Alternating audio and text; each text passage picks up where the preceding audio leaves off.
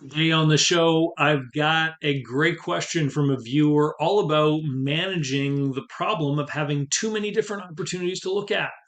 How do you make sure that you end up with the best business? Let's take a look.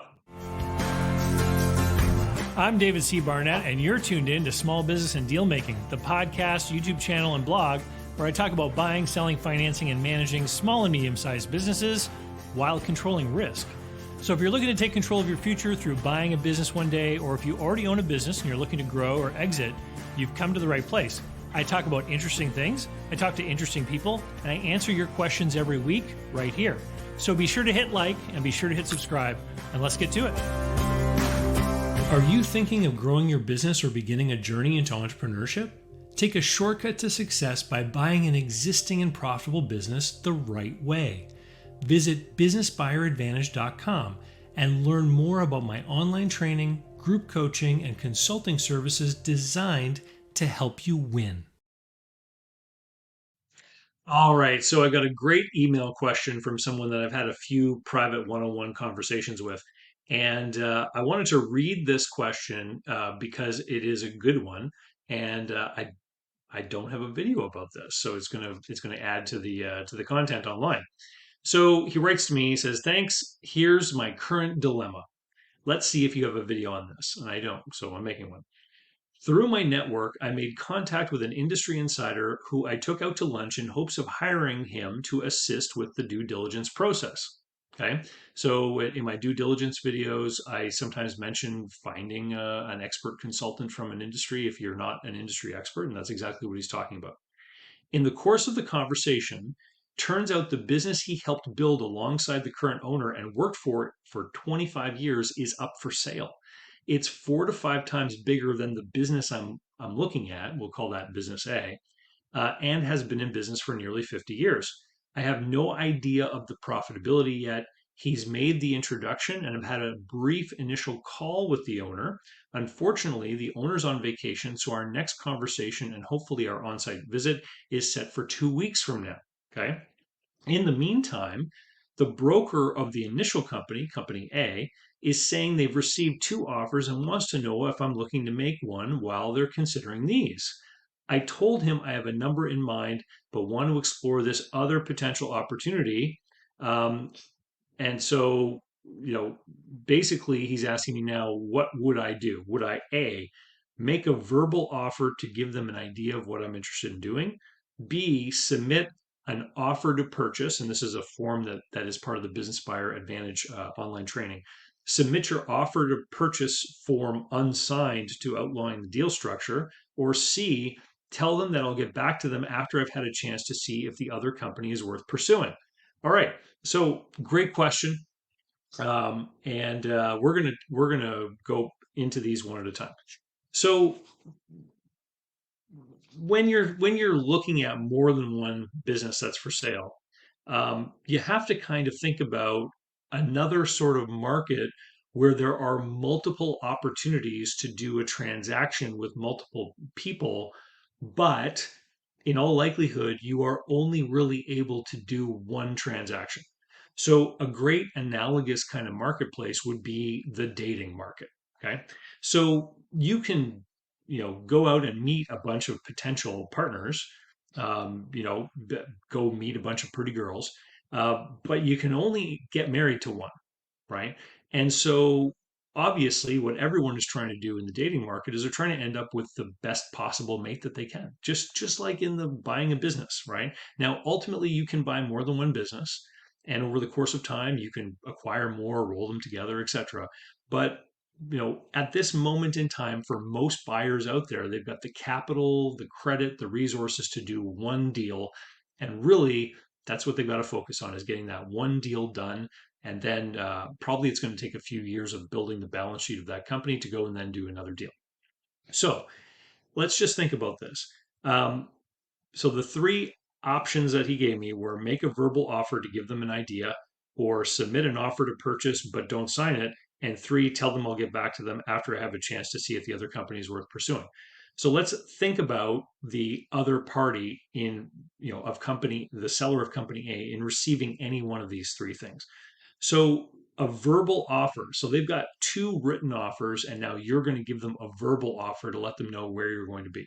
Well, you know, you could test the broker. You could say, hey, I don't know what those other offers are. I was thinking about offering $400,000. Do you think that offer would be competitive?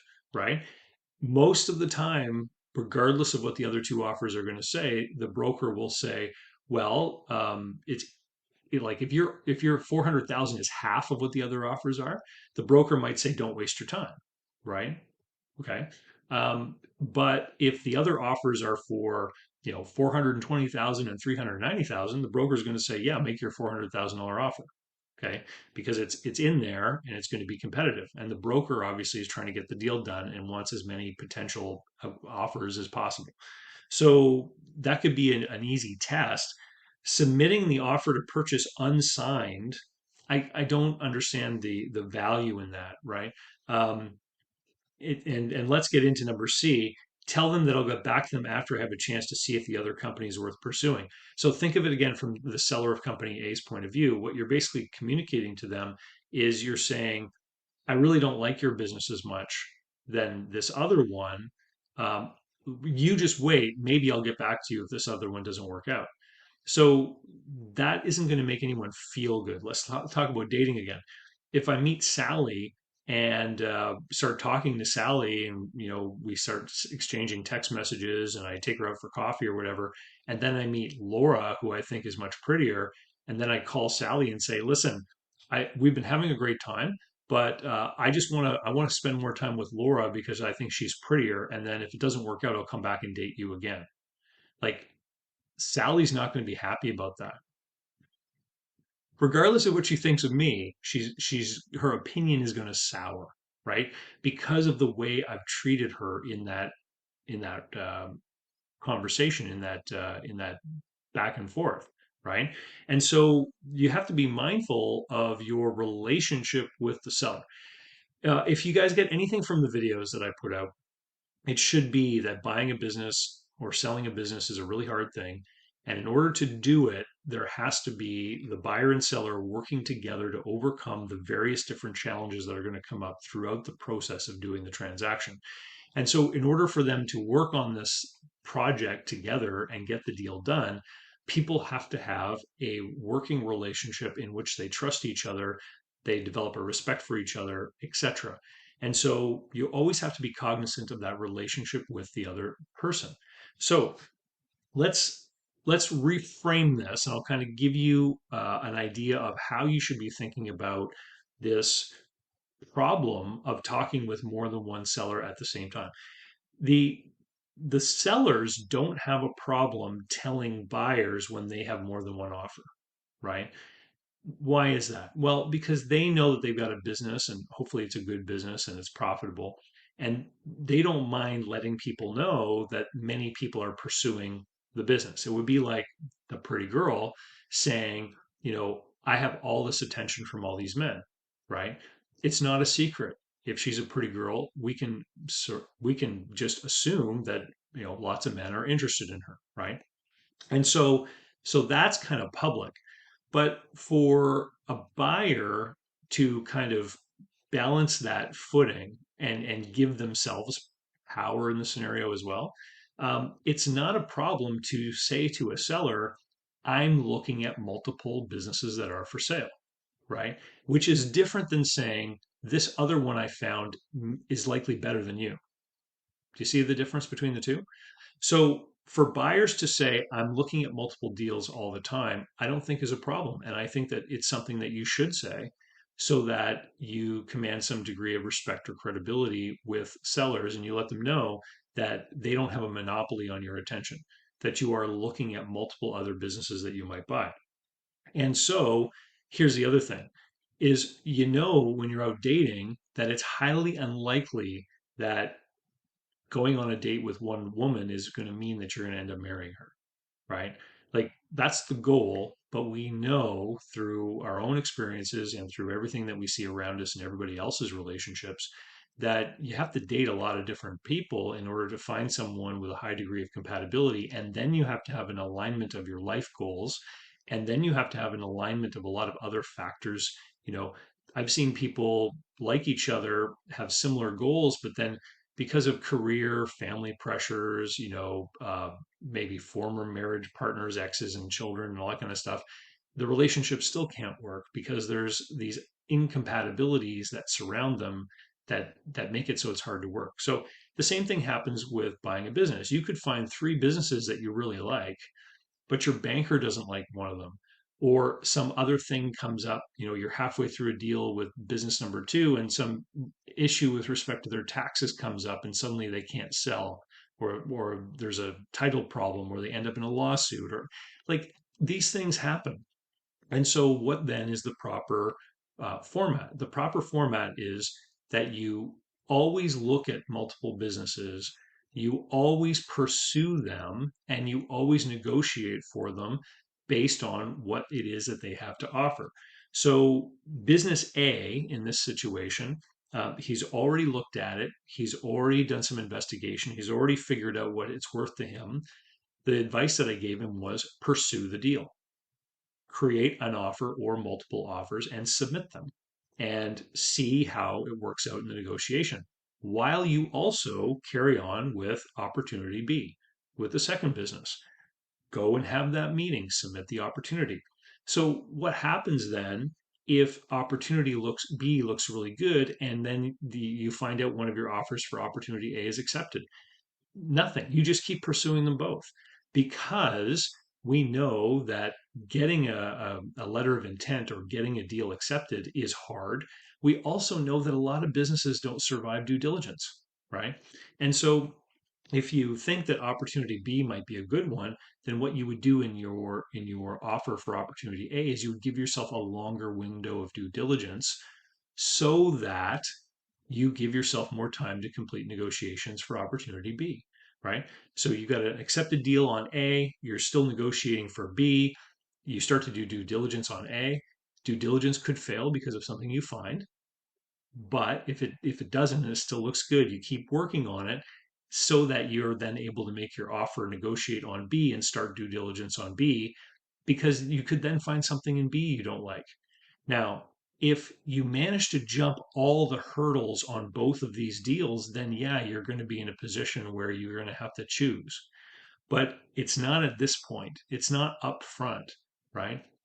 So to get back to the dating analogy, you meet both of the women, you take them both out for coffee, you take them both out for dinner, you take them both out to a movie, you get to know them both, and as you get to know them, you realize, hey, you know what, this woman is, I like her more, or she seems to treat me better, or what have you.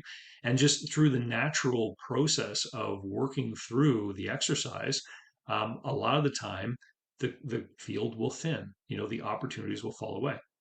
So, professional business buyers, people that are from the world of private equity, I've interviewed a few of them on my YouTube channel over the years. And one of the questions that I've asked several of them is just, how many deals do you look at? Right. And it's not uncommon to hear somebody who works in a private equity firm say that they look at 40, 50, 100 files to find one, right?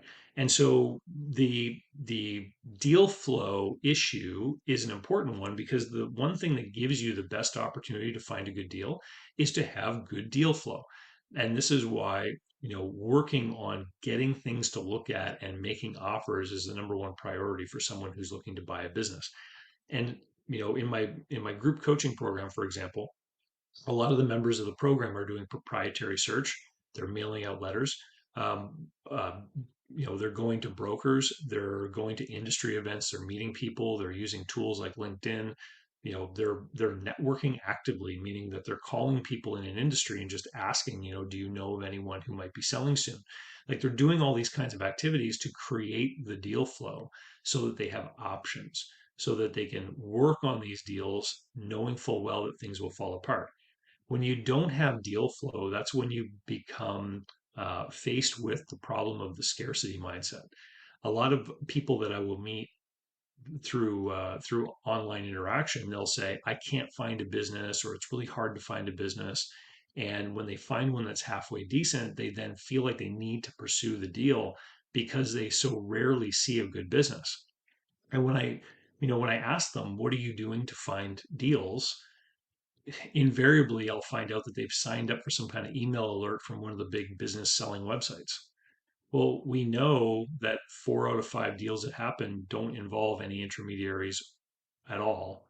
And most of that would also not include those big business for sale websites. So they're basically looking at 20% of the market, and they're waiting for the website to push something out to them along with all the other people who are in that same, using that same search methodology. And then they end up showing up to look at a business that might be okay, but so have another, 50 people, another 50 buyers. And the only way to get the business is to pay too much or, not agree to terms that work for you in one way or another. And so if you want to have a problem like this, a dilemma like trying to figure out which of two opportunities to pursue, then you've got to build your deal flow pipeline. Anyway, thank you very much for this question. I know I haven't identified the person in any way, and that's to maintain their confidentiality. But yeah, keep the questions coming. More than happy to answer them. And if you are having trouble with deal flow, if you want to have more things to look at, then you should be signing up for businessbuyeradvantage.com and do the online course and sign up for the group coaching program, because basically in the group coaching program, deal flow is what everyone's working on. And so a lot of our conversations is talking about deal flow that the members are having. And the other part of the conversations are talking about their interactions with sellers, brokers, etc. It's a great community of people that are all doing the same thing, spread out all over the place, mostly in the U.S. and Canada, but we do have some members from some other countries as well. And just a great place to share, get feedback, learn from others. And many people in the group have done deals and they're still in the group because they're doing more. Anyway, with that, we'll see you later. We'll chat soon. Bye. So, how can you learn more about buying, selling, financing, and managing small and medium sized businesses? Easy. Go over to my blog site, davidcbarnett.com, where you can learn more about me and how I work with my clients. You can learn more about my books and courses that I've prepared for you. You can find out how to subscribe to my email list, the YouTube playlists, and more. There's literally hundreds of hours of content there, all for free, and I'd love for you to be my guest. Special thanks go to Mark Willis at Lake Growth Financial, today's video sponsor. Mark helps people better manage their personal and business finances through the Bank on Yourself insurance strategy. This is something I've done personally and I've seen others use it successfully for years. Go to newbankingsolution.com to find all the interviews I've done with Mark and learn more about the advantages of these programs. While there, sign up for a free consultation to learn what this solution might look like for you.